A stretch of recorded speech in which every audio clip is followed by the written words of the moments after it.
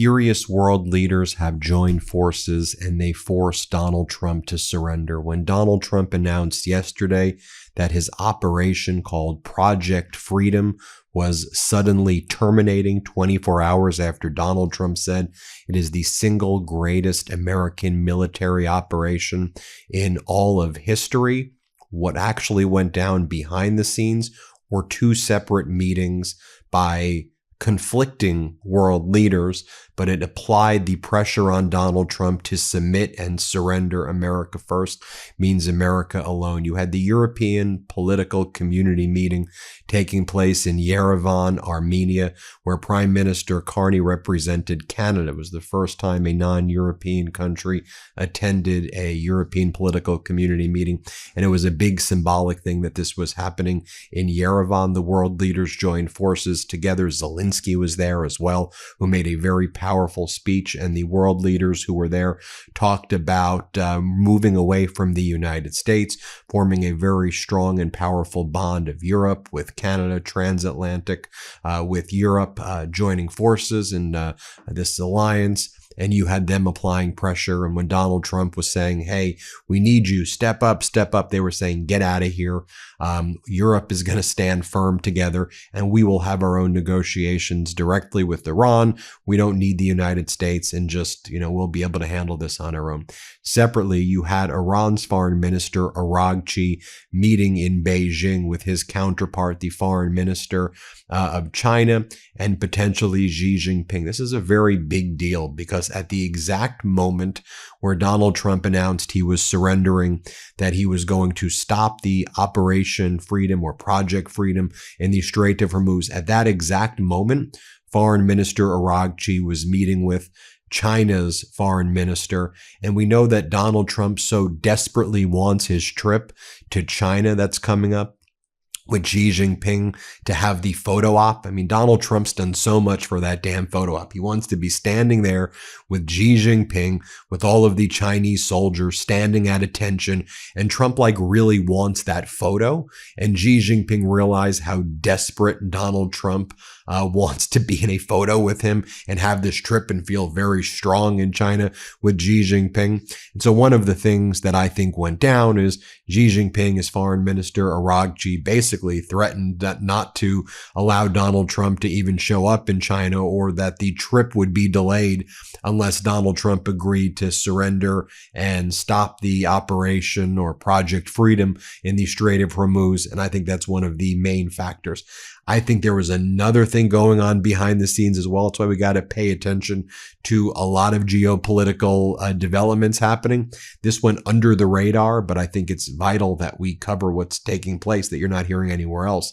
So you had Sergei Lavrov, Russia's foreign minister, basically Putin's number two, basically held I wouldn't call it a secret phone call, because once again, Russia's TASS announced that their state regime media announced that there was this call between Lavrov and Marco Rubio, where they were talking about developments throughout the world.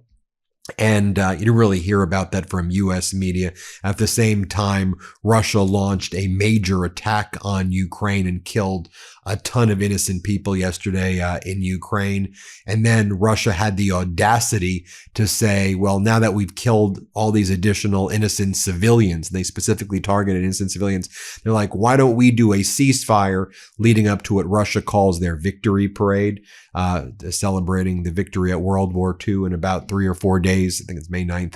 That's happening in Russia. And Russia talked about the ceasefire allegedly with the United States, with Rubio and Trump, through secret back channel calls, but never told Zelensky. And Zelensky learned about it because Russia was saying, we hereby declare a ceasefire on May 9th on Victory Day. And if Ukraine dare attack us, we will unleash hell on Ukraine. And Zelensky's like, wait a minute. So you have the United States and Russia talking about a ceasefire so Russia can have its parade in Moscow because they're now afraid of Ukrainian drones, and nobody told Ukraine about this.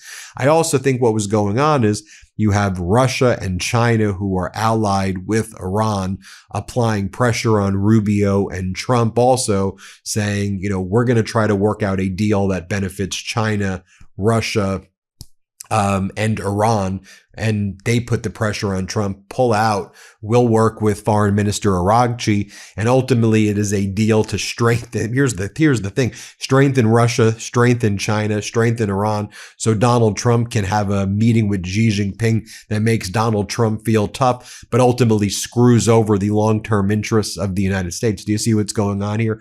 But separately, you had Europe realizing that. That's why they countered with their meeting in Yerevan. You see all these different dimensions. Armenia used to be viewed as like, okay, is this a satellite country of the Soviet Union at this point? But Europe flexing in these 40 countries at the Europe political community meeting over there with Zelensky. Then they invite Carney, and you see how the world is shaping up. I mean, you have this European Carney kind of alliance. Then you have Xi Jinping, Putin, Iran, and they want to bring Trump into their fold.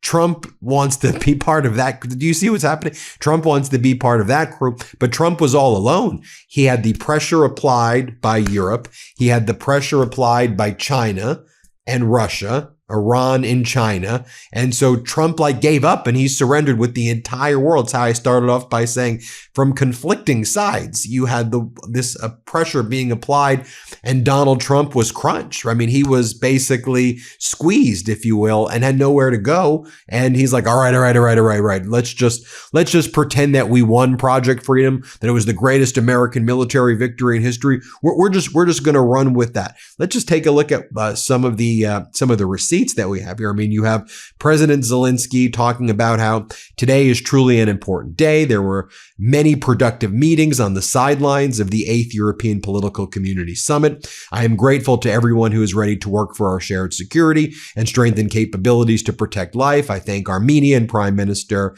Pashinyan for the organization. Many countries were represented, and that means a lot. It demonstrates the scale of our unity of all those who value life, and today this unity has real strength. Now you contrast that over to what was going on in China. You can see right here, Iranian Foreign Minister Aragchi arrives in Beijing. You see him over here with his counterpart, China's Foreign Minister Wang Yi. Of course, Wang Yi. Iranian Foreign Minister Aragchi was in Beijing on Wednesday morning for talks with China. They're going to discuss their bilateral relations and regional and international developments. And we know that was something that Rubio was thinking, is Rubio's like, China, you want to speak to them and you want to, kind of help us out. So you have that taking place. Separately, you have this phone call right here between Lavrov and Rubio. I just find it interesting that we never get the readouts from the White House. We have to get the readouts from Russian media. And it says, May 5th, the telephone conversation took place between Russian Foreign Minister Lavrov and Rubio, the heads of foreign agencies, compared notes on the current situation in international affairs and Russian-American relations, and discussed the scheduled meetings coming up. The conversations were constructive and businesslike. Okay. Did you hear about that from American press? Did you hear about that from Rubio bragging about it? No, you didn't. Did you hear about this as well? The U.S. is set to remove sanctions against Eritrea, which is, an African country. On or around May 4th, Eritrea is closely aligned with Russia politically and diplomatically, militarily, strategically, and you have Eritrea voting with Russia a lot in the United Nations, and the U.S. removing sanctions there. That's just one of the things that go under the radar. MeidasTouch is brought to you by the Freedom from Religion Foundation. Let's break this down. America started with rebellion against the king claiming divine authority, and the founders didn't replace that with religion. They wrote a secular constitution. No religious tests, no state religion. Power comes from the people. That's the foundation. But right now, there's a real push to blur that line, pushing religion into schools, into laws, and into government itself. And you see it in moments like the America Prayers event on May 17th, where government starts aligning itself with religion in ways that should concern everyone. That's not moving forward, that's going backward. The Freedom from Religion Foundation is fighting back, protecting the First Amendment because it protects you. Visit ffrf.us/Meidas or text Meidas to 511-511 to join or learn more. Go to ffrf.us/Meidas or text MEIDAS to 511 511 to learn more or join, because freedom of religion requires freedom from government-imposed belief. Text Meidas to 511 511 today. Text fees may apply. Then you have Zelensky saying, what? Like Americans discussed a May 9th ceasefire with Russians? No one contacted us officially. Nothing has been officially proposed. This is Russia's war against Ukraine. America and Russia are not at war with each other. What ceasefire are they even discussing? It's not serious. What are they doing? Isn't it interesting too that like Russia declares when it wants its unilateral ceasefires, and then the other side's like, we never heard of it. What are you doing? Isn't this the exact same tactic that Trump would do when it comes to his unlawful and catastrophic war in Iran? Donald Trump's like, because of the productive discussions that we've been having with Pakistan, I hereby declare a ceasefire. I mean, right? You think about what Donald Trump did, what is it, 3 weeks ago at this point, where Trump declared unilaterally that there was going to be a ceasefire after Trump set a deadline that if Iran didn't immediately surrender, the United States was going to like destroy its bridges and wipe away the civilization. Then the deadline was about to hit. And Donald Trump's like, because we're in such successful conversations. There was like no conversations. We hereby declare a ceasefire. And Iran's like, okay, but we didn't, that's not our request. You're just kind of doing that on your own. And then you kind of fast forward, Donald Trump launches Project Freedom and says, well, the ceasefire is a separate thing. The ceasefire, that's Operation Epic Fury. That's done. There's a ceasefire there.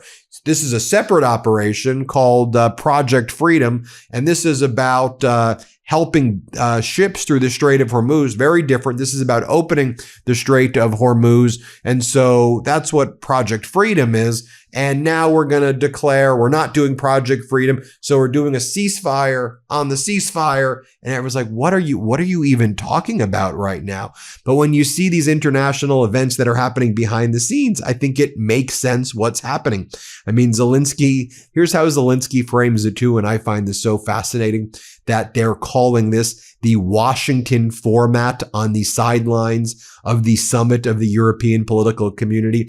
I think it's a little bit throwing shade at the United States that in the Washington format, they're talking about decoupling from Washington. Usually the Washington format is aligning priorities with Washington. That's why they call it a Washington format. And, sometimes the U.S. may send a representative on the sidelines of these international meetings, but the Washington format was all about decoupling and moving away from Washington. So Zelensky goes, a good meeting in the Washington format on the sidelines of the summit of the European political community.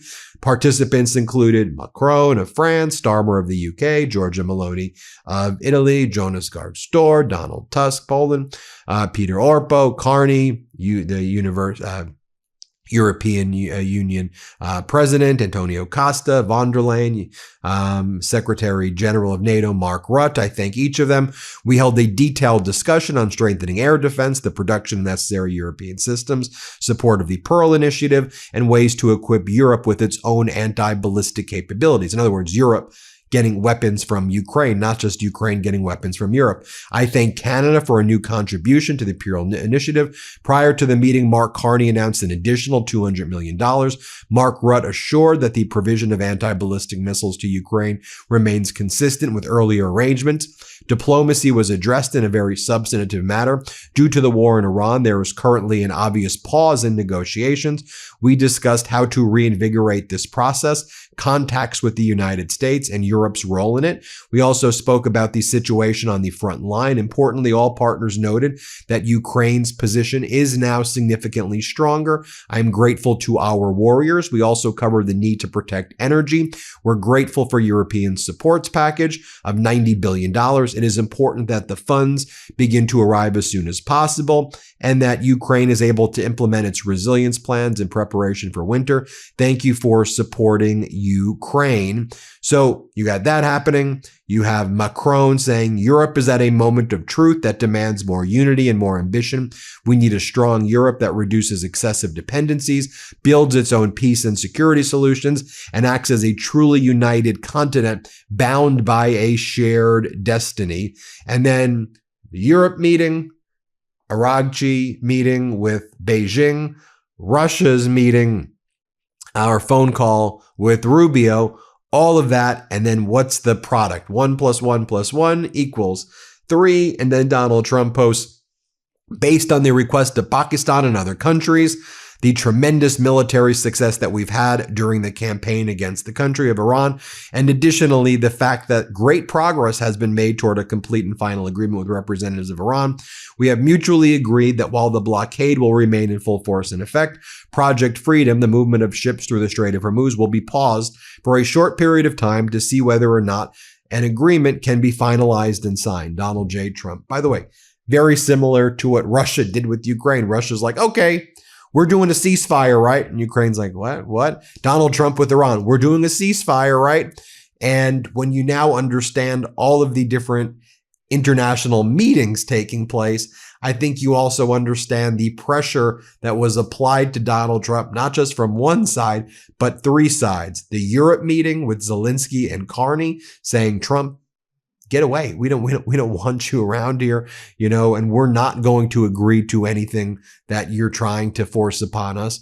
Aragchi and Beijing, and then Putin coordinating with Beijing and Aragchi, and then making that phone call to Rubio that was being concealed from the American people. So I think it's important to give you all of that perspective. And then you see, boom, all of that equals Donald Trump weak, Donald Trump surrendering. Trump's not equipped to handle this stuff. He's too weak. He's too pathetic. I mean, he's a loser. And you see right there for yourself. Anyway, let me know what you think. Hit subscribe. Let's get to 7 million. Appreciate you watching.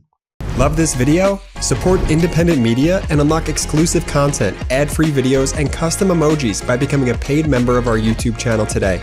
You can also gift memberships to others. Let's keep growing together.